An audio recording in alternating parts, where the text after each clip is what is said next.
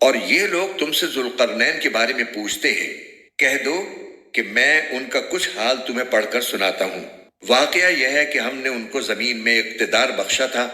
اور انہیں ہر کام کے وسائل عطا کیے تھے، جس کے نتیجے میں وہ ایک راستے کے پیچھے چل پڑے، یہاں تک کہ جب وہ سورج کے ڈوبنے کی جگہ پہنچے تو انہیں دکھائی دیا کہ وہ ایک دلدل جیسے سیاہ چشمے میں ڈوب رہا ہے، اور وہاں انہیں ایک قوم ملی۔ ہم نے ان سے کہا، اے ذوالقرنین، تمہارے پاس دو راستے ہیں، یا تو ان لوگوں کو سزا دو یا پھر ان کے معاملے میں اچھا رویہ اختیار کرو۔ انہوں نے کہا،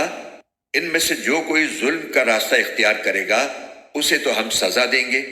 پھر اسے اپنے رب کے پاس پہنچا دیا جائے گا اور وہ اسے سخت عذاب دے گا۔ البتہ جو کوئی ایمان لائے گا اور نیک عمل کرے گا تو وہ بدلے کے طور پر اچھے انجام کا مستحق ہوگا، اور ہم بھی اس کو اپنا حکم دیتے وقت آسانی کی بات کہیں گے۔ اس کے بعد وہ ایک اور راستے کے پیچھے چل پڑے، یہاں تک کہ جب وہ سورج کے طلوع ہونے کی جگہ پہنچے تو انہوں نے دیکھا کہ وہ ایک ایسی قوم پر طلوع ہو رہا ہے جسے ہم نے اس کی دھوپ سے بچنے کے لیے کوئی اوٹ مہیا نہیں کی تھی۔ واقعہ اسی طرح ہوا، اور ذوالقرنین کے پاس جو کچھ ساز و سامان تھا ہمیں اس کی پوری خبر تھی۔ اس کے بعد وہ ایک اور راستے کے پیچھے چل پڑے، یہاں تک کہ جب وہ دو پہاڑوں کے درمیان پہنچے تو انہیں ان پہاڑوں سے پہلے کچھ لوگ ملے جن کے بارے میں ایسا لگتا تھا کہ وہ کوئی بات نہیں سمجھتے۔ انہوں نے کہا، اے ذوالقرنین، یاجوج اور ماجوج اس زمین میں فساد پھیلانے والے لوگ ہیں، تو کیا ہم آپ کو کچھ مال کی پیشکش کر سکتے ہیں جس کے بدلے آپ ہمارے اور ان کے درمیان کوئی دیوار بنا دیں؟ ذوالقرنین نے کہا، اللہ نے مجھے جو اقتدار عطا فرمایا ہے وہی میرے لیے بہتر ہے، لہٰذا تم لوگ ہاتھ پاؤں کی طاقت سے میری مدد کرو تو میں تمہارے اور ان کے درمیان ایک مضبوط دیوار بنا دوں گا۔ مجھے لوہے کی چادریں لا دو۔ یہاں تک کہ جب انہوں نے درمیانی خلا کو پاٹ کر دونوں پہاڑی سروں کو ایک دوسرے سے ملا دیا تو کہا کہ اب آگ دہکاؤ،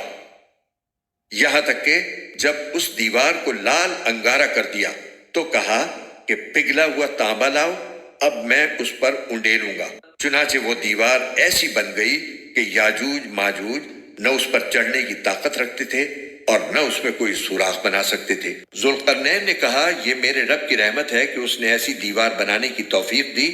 پھر میرے رب نے جس وقت کا وعدہ کیا ہے جب وہ وقت آئے گا تو وہ اس دیوار کو ڈھا کر زمین کے برابر کر دے گا، اور میرے رب کا وعدہ بالکل سچا ہے۔ اور اس دن ہم ان کی یہ حالت کر دیں گے کہ وہ موجوں کی طرح ایک دوسرے سے ٹکرا رہے ہوں گے،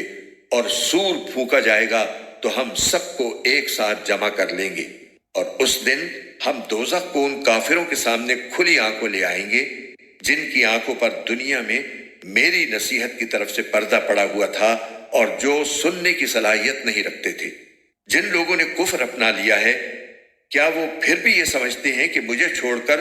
میرے ہی بندوں کو اپنا رکھوالا بنائیں گے؟ یقین رکھو کہ ہم نے ایسے کافروں کی مہمانی کے لیے دوزخ تیار کر رکھی ہے۔ کہہ دو کہ کیا ہم تمہیں بتائیں کہ کون لوگ ہیں جو اپنے اعمال میں سب سے زیادہ ناکام ہیں؟ یہ وہ لوگ ہیں کہ دنیاوی زندگی میں ان کی ساری دوڑ دھوپ سیدھے راستے سے بھٹکی رہی اور وہ سمجھتے رہے کہ وہ بہت اچھا کام کر رہے ہیں۔ یہ وہی لوگ ہیں جنہوں نے اپنے مالک کی آیتوں کا اور اس کے سامنے پیش ہونے کا انکار کیا، اس لیے ان کا سارا کیا دھرا غارت ہو گیا۔ چنانچہ قیامت کے دن ہم ان کا کوئی وزن شمار نہیں کریں گے۔ یہ ہے جہنم کی شکل میں ان کی سزا، کیونکہ انہوں نے کفر کی روش اختیار کی تھی اور میری آیتوں اور میرے پیغمبروں کا مذاق بنایا تھا۔ دوسری طرف جو لوگ ایمان لائے ہیں اور جنہوں نے نیک عمل کیے ہیں، ان کی مہمانی کے لیے بے شک فردوس کے باغ ہوں گے جن میں وہ ہمیشہ رہیں گے، اور وہ وہاں سے کہیں اور جانا نہیں چاہیں گے۔ اے پیغمبر، لوگوں سے کہہ دو کہ اگر میرے رب کی باتیں لکھنے کے لیے سمندر روشنائی بن جائے تو میرے رب کی باتیں ختم نہیں ہوں گی کہ اس سے پہلے سمندر ختم ہو چکا ہوگا، چاہے اس سمندر کی کمی پوری کرنے کے لیے ہم ویسا ہی ایک اور سمندر کیوں نہ لے آئیں۔ کہہ دو کہ میں تو تم ہی جیسا ایک انسان ہوں، البتہ مجھ پر یہ وحی آتی ہے کہ تم سب کا اللہ بس ایک اللہ ہے، لہٰذا جس کسی کو اپنے مالک سے جا ملنے کی امید ہو اسے چاہیے کہ وہ نیک عمل کرے اور اپنے مالک کی عبادت میں کسی اور کو شریک نہ ٹھہرائے۔